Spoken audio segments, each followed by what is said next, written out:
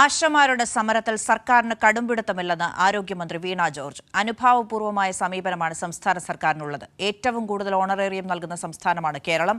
കേന്ദ്രത്തിൽ നിന്ന് 100 കോടിയുടെ കുടിശ്ശിക കിട്ടാനുണ്ടെന്നും ഉചിതമായ തീരുമാനം കേന്ദ്രമെടുക്കണമെന്നും മന്ത്രി പറഞ്ഞു. ആശാ വർക്കർമാരുടെ സമരത്തിലാണ് മന്ത്രിയുടെ പ്രതികരണം. അങ്ങനെ ഒരു കടുംപിടുത്തം സർക്കാരിനില്ല, പ്രത്യേകിച്ച് ആശമാരുടെ കാര്യത്തിൽ ഇടതുപക്ഷ സർക്കാരിനില്ല. 13,500 രൂപ ഒരു ആശയ്ക്ക് ലഭിക്കുന്നുണ്ടെങ്കിൽ 9,500 രൂപ 600 രൂപ സംസ്ഥാന സർക്കാർ മാത്രം നൽകുന്നതാണ്.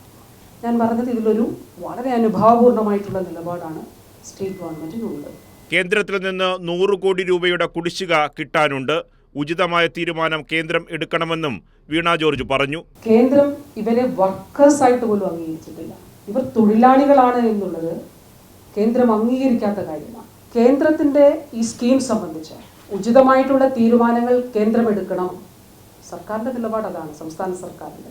ഞാൻ ഇപ്പോഴത്തെ കേന്ദ്ര മന്ത്രിസഭയെ ബഹുമാനായിട്ടുള്ള കേന്ദ്ര ആരോഗ്യ വകുപ്പ് മന്ത്രി കണ്ടപ്പോൾ ഞാൻ നേരത്തെയും പറഞ്ഞ എൻ്റെ ചർച്ചാ വിഷയങ്ങളിൽ ഒന്നാമത്തേത് ആശയുടെ വിഷയമായിരുന്നു. അതായത് കേന്ദ്രം നൽകേണ്ട ഇൻസെൻറ്റീവ്സിൻ്റെ 60% ഉണ്ടല്ലോ, അത് ഏതാണ്ട് 100 കോടി രൂപ ആശമാരുടെ ഇൻസെൻറ്റീവ്സിന് നൽകേണ്ടതായിട്ടുണ്ട് കേന്ദ്രം. 2023-20 കഴിഞ്ഞ സാമ്പത്തിക വർഷം 1 രൂപ പോലും കേന്ദ്രം നൽകിയിട്ടില്ല.